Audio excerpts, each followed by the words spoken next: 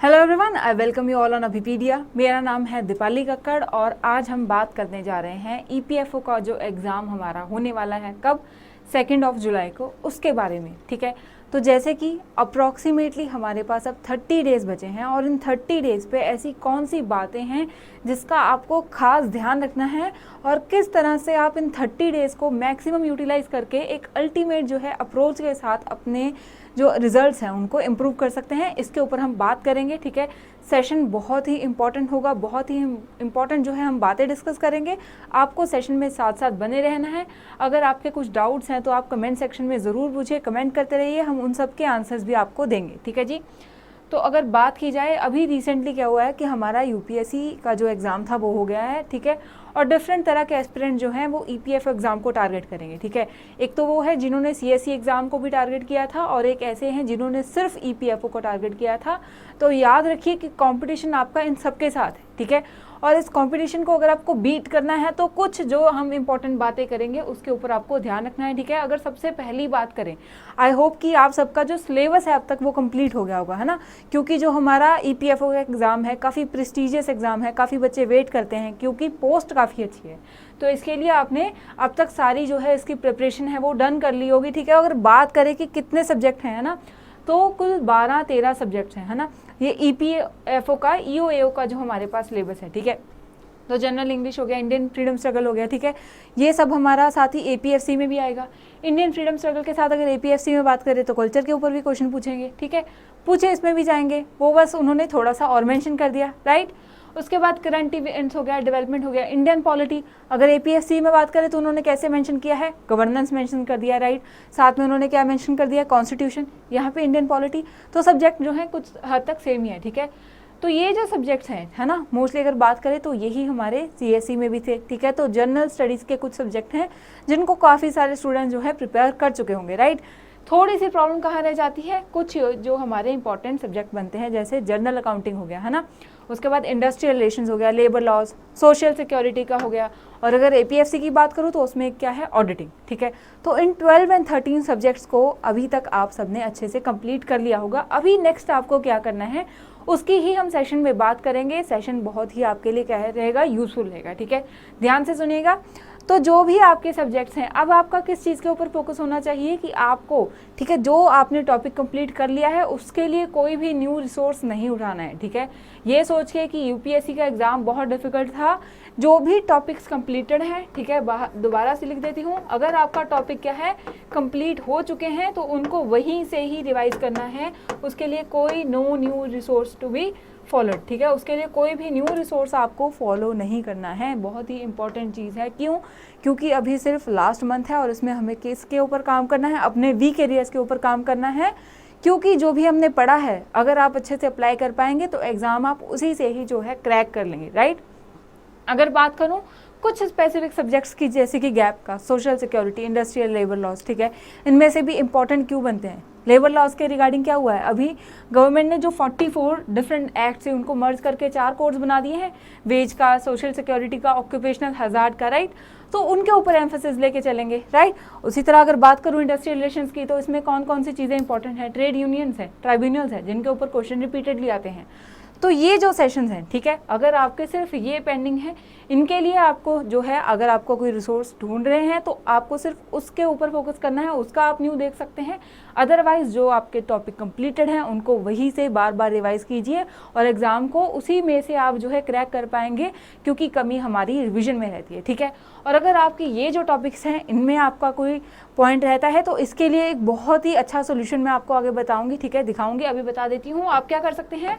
आप अभिपीडिया का, ठीक है, एक हमारे पास क्या है, एक कॉम्बो कोर्स है, जिसमें ये कॉम्बो कोर्स है और कॉम्बो कोर्स में आपको गैप का, सोशल सिक्योरिटी का, ठीक है, इंश्योरेंस जो कि एपीएफसी में आएगा, इंश्योरेंस, ऑडिटिंग, वो सारे जो आपके हैं वो इसी कोर्स में जो है कवर हो जाएंगे।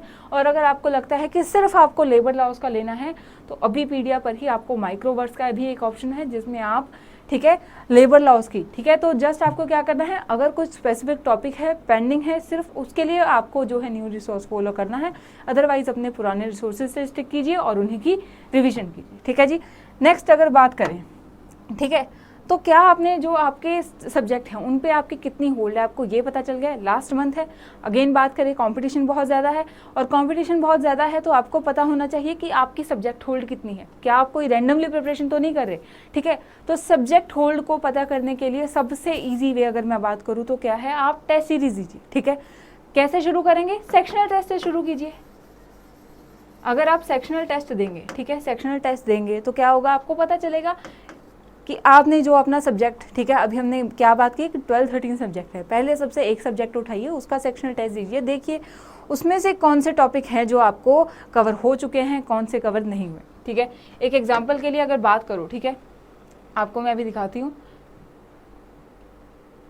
जी, ठीक है। तो अभी पीडीएफ पर क्या है आपके लिए कंप्लीट जो है ईपीएफओ की टेस्ट सीरीज़ है, ठीक है। ये हमारी कंप्लीट ईपीएफओ की टेस्ट सीरीज़ है, ठीक है।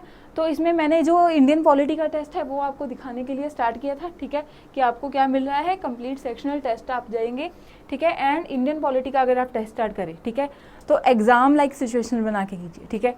जैसे कि यहाँ पे आपका क्या हो गया, टाइमर शुरू हो गया, आपके पास एक फिक्स्ड टाइम है, आर्बिट्रेरी नहीं बैठ जाना कि कभी भी बैठ गए, एक फिक्स्ड टाइम पे बैठिए, जो एग्जाम का शेड्यूल है उसी टाइम के ऊपर एग्जाम को देने बैठे, ठीक है, और एक फिक्स टाइम के अंदर एग्जाम को अटेम्प्ट करें, ठीक है। यहाँ पे जैसे कि आपसे जो भी क्वेश्चन पूछे गए हैं तो आप इस तरह से अगर, ठीक है, अपना टेस्ट दें, ठीक है, और अपना जब टेस्ट देंगे तो टेस्ट का बेनिफिट क्या है इस, ठीक है, उसी चीज़ के ऊपर हम डिस्कस कर रहे हैं। जब मैंने ये टेस्ट दे दिया, ठीक है, तो मैंने ये सारा टेस्ट अटेम्प्ट करके इसको जब सबमिट कर दिया तो इससे मुझे क्या बेनिफिट मिला, मुझे पता चल जाएगा अभी कि मेरा जो मैंने टेस्ट दिया है उसमें मेरी कितनी होल्ड है मेरे जो है सेक्शन के ऊपर, ठीक है।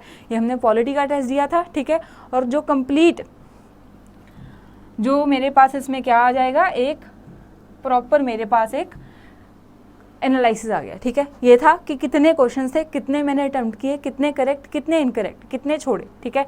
उसके बाद आपको इसमें कंप्लीट एनालिसिस जो है टेस्ट सीरीज़ का मेन मोटिव क्या रहता है कि आपको ये देखना है कि जो आपका टेस्ट आपने दिया है उसमें आपका कितना होल्ड है, ठीक है जी। थोड़ा सा क्या था कि जो एनालिसिस था, ठीक है, उसके रिगार्डिंग हमने वीडियो को जो है थोड़ा स्थिर किया था, ठीक है। तो व्यू एनालिसिस में अगर मैं जाऊंगी, जो भी मैंने पॉलिटी का टेस्ट दिया था प्रॉपर टाइम फ्रेम के साथ, ठीक है, उसका मेरे पास एनालिसिस आ गया है कि जो मैंने टेस्ट दिया है उसके पास मेरे को डिफरेंट क्या है एनालिसिस मिल गया इसका, और मैं प्रॉपर एनालिसिस देखूंगी कि किस कंटेंट में से क्या क्या टॉपिक आए थे, ठीक है, कितने मैंने लेफ्ट किए, एवरेज करेक्ट कितने होने चाहिए थे, ठीक है, एवरेज करेक्ट कितने होने चाहिए थे, ये देखिए कैसे थे, स्टैटिक थे, करेक्ट कितने किए, इनकरेक्ट, टॉपिक वाइज देखिए। ये टॉपिक वाइज जो एनालिसिस है ना, इस चीज़ के ऊपर आपको जो मेन एम्फेसिस लेके चलना है। आप जो भी सेक्शनल टेस्ट दे रहे हैं, क्या करना है आपको, ये देखना है कि जो आपने अपना हिस्ट्री का सपोज कर लीजिए टेस्ट दिया, उसके बाद आप ये देखिए कि हिस्ट्री के कौन से टॉपिक में से आपके क्वेश्चन नहीं बन रहे हैं, और फिर ध्यान दीजिए क्यों नहीं बन रहे हैं। या तो आपके रिसोर्स में कमी है, इफ़ यू फील कि मेरा कोई रिसोर्स जो है उसमें वो कवर ही नहीं हो रहा है, ठीक है, क्योंकि एक अच्छी टेस्ट सीरीज़ में सारे इंपॉर्टेंट जो क्वेश्चंस हैं, जो इंपॉर्टेंट टॉपिक्स हैं वो कवर हो रहे होंगे, ठीक है। और अगर आपको लगता है कि आपके रिसोर्स में वो चीज़ मिसिंग है तो उसे टेस्ट सीरीज से ही रिवाइज कीजिए, न्यू रिसोर्स नहीं लेना है, ठीक है। और अगर आपका वो रिसोर्स कवर्ड है और उसमें आप नहीं स्कोर कर पाए हैं, ठीक है, जैसे कि अगर मैं यहाँ पे देखूँ तो मुझे पता चल गया कि यूनियन में से मेरे पास 10 क्वेश्चन पूछे थे, मैं जो है 0 अटेम्प्ट कर पाई हूँ या फिर कितने रॉन्ग हुए, ठीक है। तो मुझे जब ऐसे टॉपिक वाइज पता चल गया तो मेरे पास प्रॉपर एनालिसिस आ गया। अब मैं उस एरिया के ऊपर दोबारा वर्क करूँगी, ठीक है, क्योंकि मुझे पता है प्रीएम्बल हो गया, फंडामेंटल राइट हो गया, यूनियन हो गया, ठीक है, स्टेट लेजिस्लेचर, ये इंपॉर्टेंट टॉपिक्स हैं। अगर मैं इनमें कमी कर रही हूँ तो मैं एग्जाम में क्या है अच्छे स्कोर नहीं ले पाऊंगी, मेरे मार्क्स जो है नेगेटिव हो जाएंगे, ठीक है। तो इन जो चीज़ों को इस हिसाब से आपको क्या है टेस्ट देने हैं, सो दैट आप अपना जो एनालिसिस है उसको साथ ही साथ करें। सेक्शनल के साथ आप क्या करेंगे, जब आप सेक्शनल टेस्ट दे दिए, आपको पता चल गया कि आपका वो टॉपिक कितना प्रिपेयर है, उस टॉपिक में भी अगर सब सेक्शन की बात करें तो कहाँ आपको जो इम्पॉर्टेंट, ठीक है, चीज़ें हैं वहाँ पर एम्फेसिस करने की ज़रूरत है, ठीक है। तो सेक्शनल टेस्ट से शुरू करेंगे, और सेक्शनल टेस्ट से जब आप शुरू करेंगे तो आपको आपकी क्या पता चलेगी, सब्जेक्ट होल्ड, कि आपके जो सब्जेक्ट है उसमें कौन से टॉपिक्स हैं, ठीक है, जिसको आप जो है अच्छे से प्रिपेयर कर चुके हैं, बट वीक एरियाज़ कौन से, ठीक है। और जब आपने अपने वीक एरियाज़ देख लिए, ठीक है, वीक एरियाज़ के बाद आप क्या करेंगे, उनको रिवाइज करेंगे, ठीक है। अगर आपके नोट्स में है, आपके रिसोर्सेज में है तो वहाँ से, अदरवाइज वहीं टेस्ट से भी आप उसको रिवाइज कर सकते हैं। इस तरह से आपको क्या है, अपना जो टाइम है उसको सेव करके रखना है और अपने सब्जेक्ट की होल्ड देखनी है, क्योंकि कंपटीशन के हिसाब से खुद को प्रिपेयर करके ही हम जो है अपना APFC का या EOA का जो भी एग्जाम आप टारगेट कर रहे हैं उसको आप अचीव कर सकते हैं। ठीक है जी। नेक्स्ट अगर इंपॉर्टेंट पॉइंट की बात करें, क्या होता है, एंजाइटी बहुत हो जाती है। ठीक है, UPSC का एग्जाम देखा है हमने, सिविल सर्विसेज का थोड़ा सा ज़्यादा डिफिकल्ट हो गया तो बच्चे एंग्शियस हो जाते हैं कि एग्जाम ऐसा ही होगा। ठीक है, तो अभी इन सब चीज़ों के ऊपर आपको टाइम वेस्ट नहीं करना है। ठीक है, अगर एंजाइटी है, डीमोटिवेटेड है तो उसको सॉल्व करने का एक ही वे है कि पढ़िए। ठीक है, जो भी रहता है उसको बार बार रिवाइज करिए। ठीक है, और रिविजन करिए सो दैट आपका जो भी आपने अभी तक पढ़ा है वो आपका फ्रूटफुल हो। Do not let your anxiety kill your preparation, right. और अगर मैंने अभी बात की, ठीक है, कि टेस्ट सीरीज की अगर मैंने बात की, उसका क्या बेनिफिट था, उससे आपको कॉन्फिडेंस आएगा। ठीक है, जो आपकी एंजाइटी है, ठीक है, अगर आपको एंजाइटी को ख़त्म करना है तो एक ही वे है कि आप टेस्ट सीरीज दीजिए। ठीक है, स्टार्टिंग में क्या होगा, हो सकता है कि आपके थोड़े से मार्क्स कम आए, ठीक है, बट आप टेस्ट सीरीज देंगे। ठीक है, तो फर्स्ट चीज़ आपका बेनिफिट क्या होगा कि आपको एग्ज़ाम का जो फील है वो, ठीक है, क्योंकि मैंने बोला है कि डिसिप्लिन्ड वे में हमें क्या है, टेस्ट देना है। सेकेंड बेनिफिट क्या हुआ है, हमारा जो वीक एरिया है, ठीक है, हमें वीक एरिया के ऊपर पता चला है कि हमारा वीक एरिया कौन सा था, किस चीज़ के ऊपर हमें टारगेट करके करने की ज़रूरत है, किस चीज़ के ऊपर और ध्यान हमें देना है। ठीक है, अगर थर्ड बात करूं तो वीकनेस के बाद, ठीक है, वीकनेस हमें पता चल गई, उसके बाद हमें क्या पता चल गया कि हमारे कौन से सब्जेक्ट को हमें और जो है मजबूत करना है। ठीक है, और एग्ज़ाम के लिए क्या आएगा, मोस्ट इम्पॉर्टेंट चीज़ कॉन्फिडेंस। ठीक है, तो इन सब चीज़ों को आपको ध्यान रखते हुए जो है अपनी प्रिपरेशन को इस टाइम लेके चलना है, इन सब चीज़ों को ध्यान में रखते हुए। ठीक है, और मेन अगर बात करूँ दोबारा से, ठीक है, तो यही है कि आपको सबसे ज़्यादा क्या करनी है, रिवीजन करनी है। ठीक है, प्लस टेस्ट सीरीज़, क्योंकि टेस्ट सीरीज़ के बहुत बेनिफिट है। टेस्ट सीरीज से ही आपको रिवीजन का नेक्स्ट वे पता चलेगा। ठीक है, रिवाइज ये वीक एरियाज। ठीक है, अगेन सो मैं बात करूँ, ठीक है, क्यों करेंगे, आपको पता कैसे चलेगा कि कौन सा वीक एरिया है, तभी पता चलेगा आप टेस्ट सीरीज देंगे। ठीक है, टेस्ट सीरीज से आपकी क्या होगी, एक जो आपकी प्रिपरेशन है, ठीक है, जो आपकी नेक्स्ट रिवीजन है, ठीक है, वो रैंडम नहीं होगी, वो स्ट्रक्चर्ड हो जाएगी।